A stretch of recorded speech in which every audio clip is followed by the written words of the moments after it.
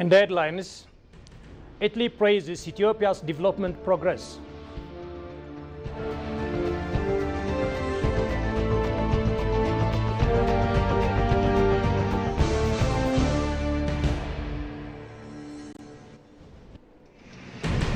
And Ethiopian Airlines Group earns 7.6 billion USD in revenue for 2024-2025 fiscal year.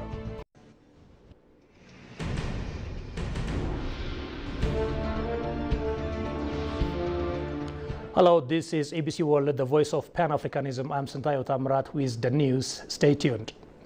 The World Health Organization WHO has reiterated its commitment to supporting Ethiopia in delivering quality and accessible health services. In an interview with the Ethiopian news agency, WHO representative Dr. Ong Kalua praised Ethiopia's efforts in adopting innovations to advance universal health coverage. He highlighted the country's integration of technology to enhance service quality, patient safety, and health care access. Dr. Kalua noted that Ethiopia is among the leading nations using digital health and AI to improve service delivery in line with the 2030 Sustainable Development Goals. WHO is partnering with Ethiopia on initiatives like combating antimicrobial resistance and improving healthcare quality. The organization will continue to collaborate with the country to expand innovative solutions and strengthen health systems. The United Nations Secretary General Antonio Guterres has called for greater international support to unlock the potential of landlocked developing countries, declaring that geography should never define destiny. Speaking at the third UN conference on landlocked developing countries in Turkmenistan, Guterres highlighted the economic disparity faced by the 32 landlocked nations, which make up 7% of the world's population but contribute just over 1% to the global trade. He urged reforms to improve both physical infrastructure and regulatory systems, including simplified border procedures and harmonized trade standards.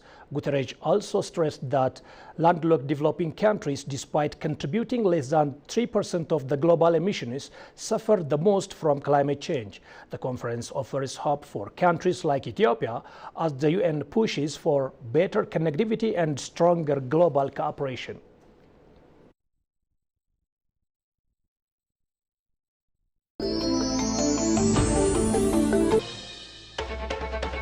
Among Africa's 54 countries, one nation stands alone. Welcome to Ethiopia. When it comes to this,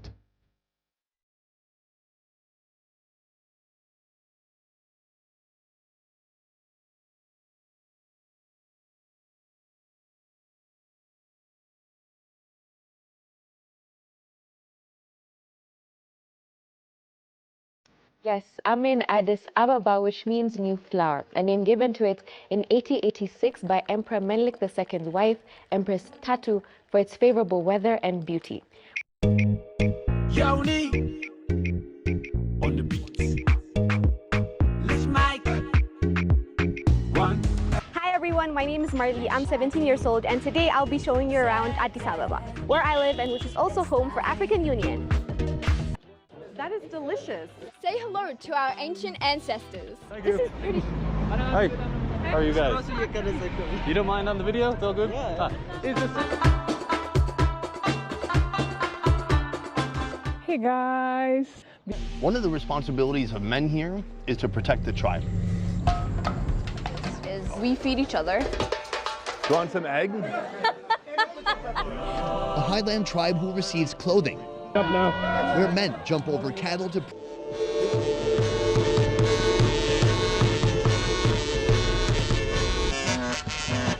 Welcome to Bowling International Airport.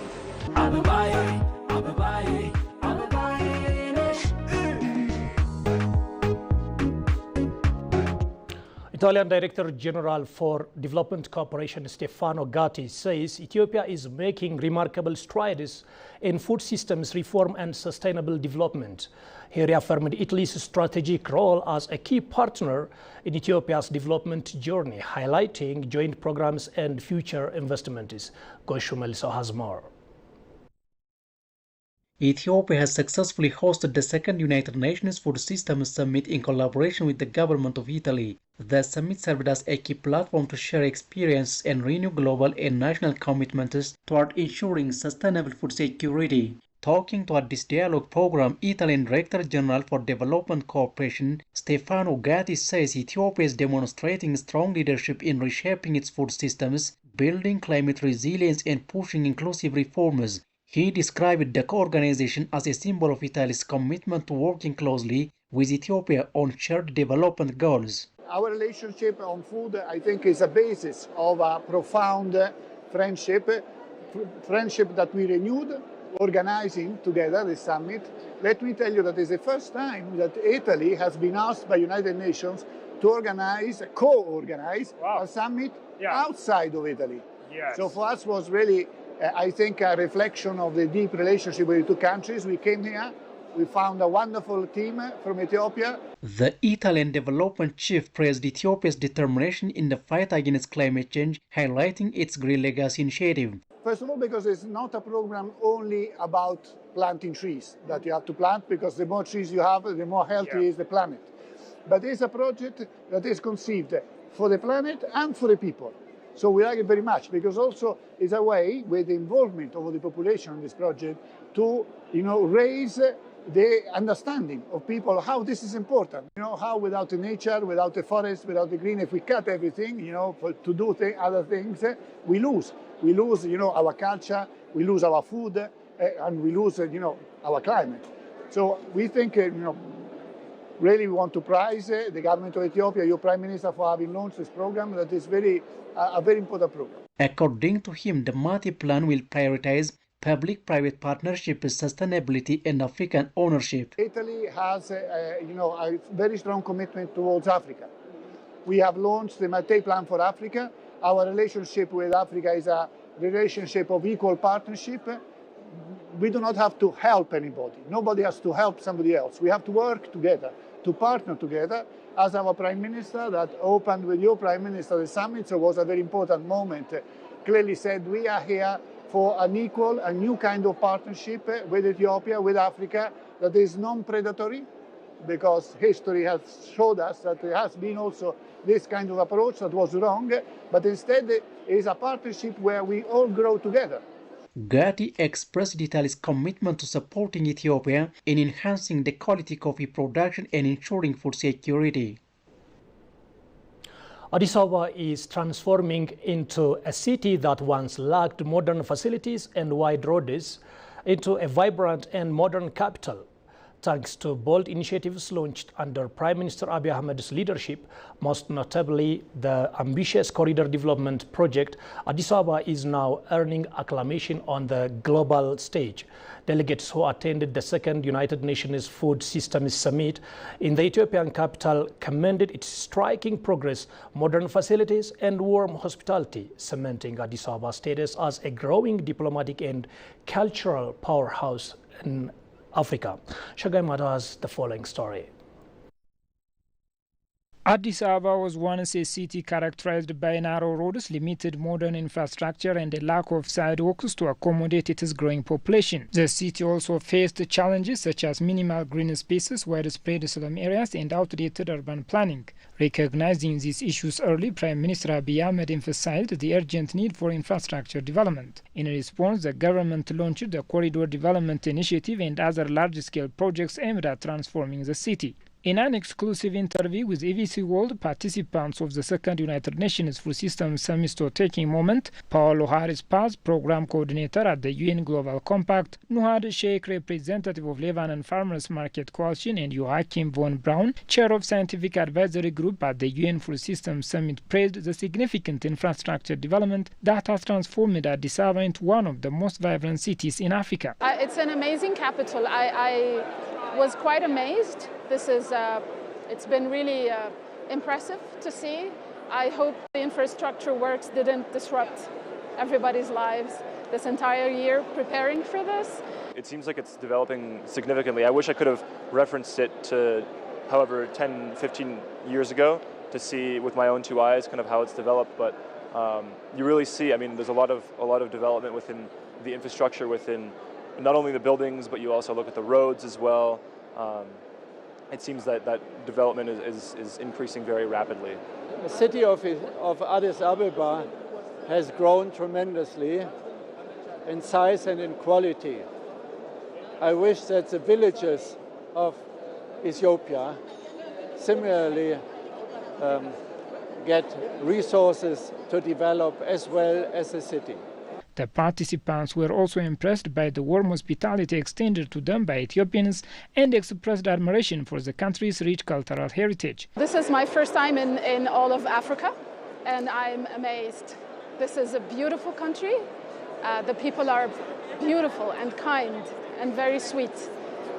We've received an amazing hospitality from the beginning. So I really love it. I love the food and the people. I think mostly the people are amazing. Ethiopian people are very hospitable. I like the culture, the food, the knowledge. It's my first time in East Africa and my first time in Ethiopia as well. And so far I've really enjoyed it. The food is incredible.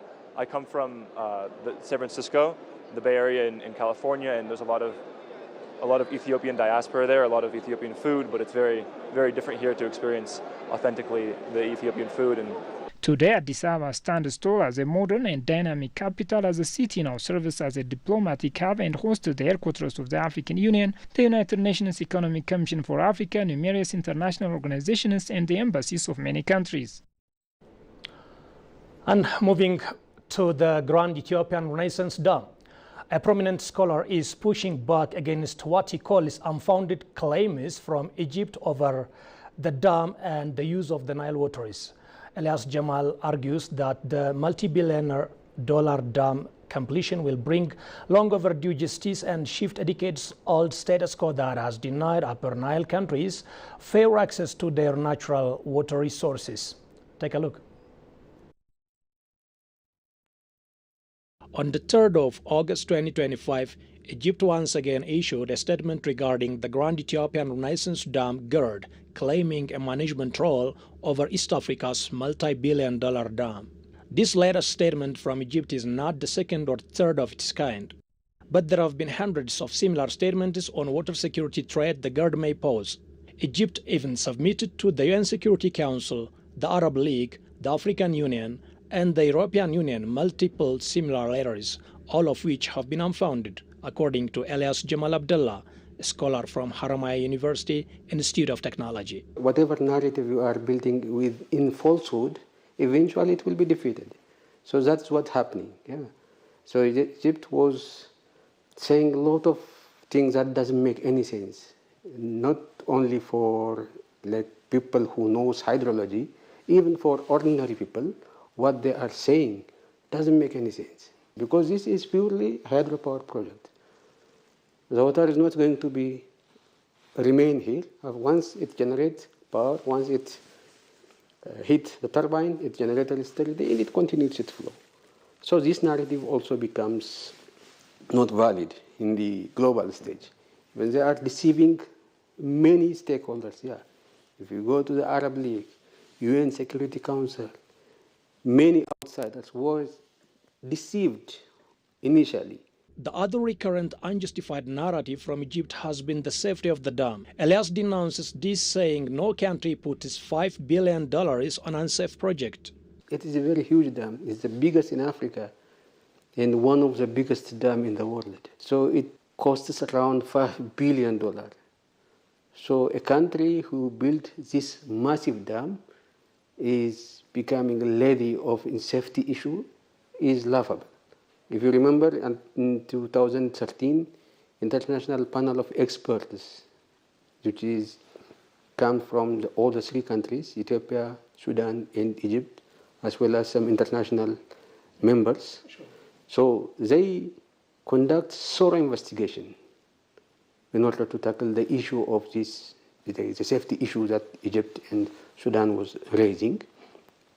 And they conclude that the dam is designed based on the internationally known standards. The completion of the GERD ensures justice and changes the status quo that has been undermining the Upper Nile riparian states' right to use their God-given water resources, according to Elias. It breaks this unfair status quo that the upstream countries, as if they have no right to use their own God-given natural resource. So it ensures fairness, it ensures equitability. Reacting on the future of the Nile water resources, Elias said cooperation will maximize the benefits of the resource to the Nile communities. It should be the source of cooperation. It shouldn't be the source of conflict. So I think this dam has a potential, maybe in the future, to maybe initiate cooperation between these riparian countries, especially between Egypt. Ethiopia has huge geographical advantage in generating hydropower. So if you see Sudan and Egypt, they have just geographical advantage for large-scale irrigation projects. So we can cooperate. We can get agricultural produce from them. They can get energy from us. So we can be cooperating like this.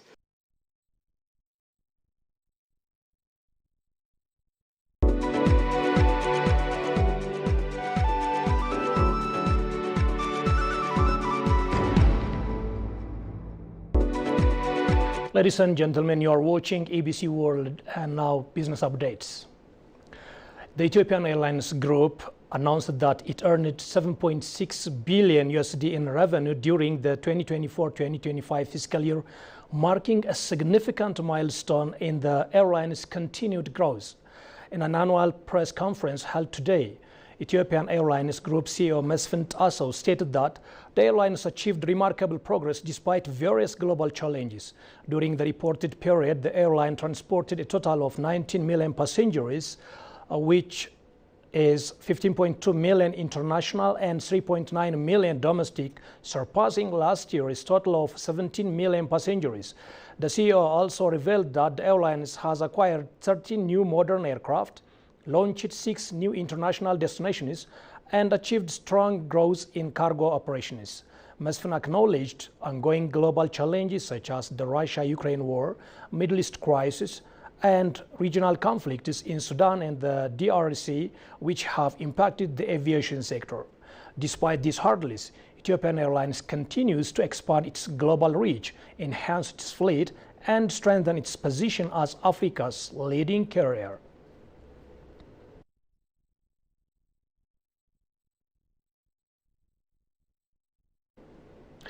That's the news update for the hour, and a quick reminder of top stories. Italy praises Ethiopia's development progress.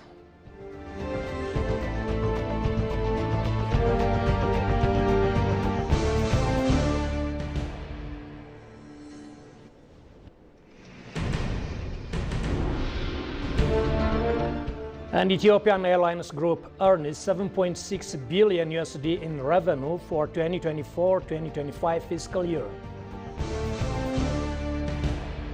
Thank you so much for watching us. See you.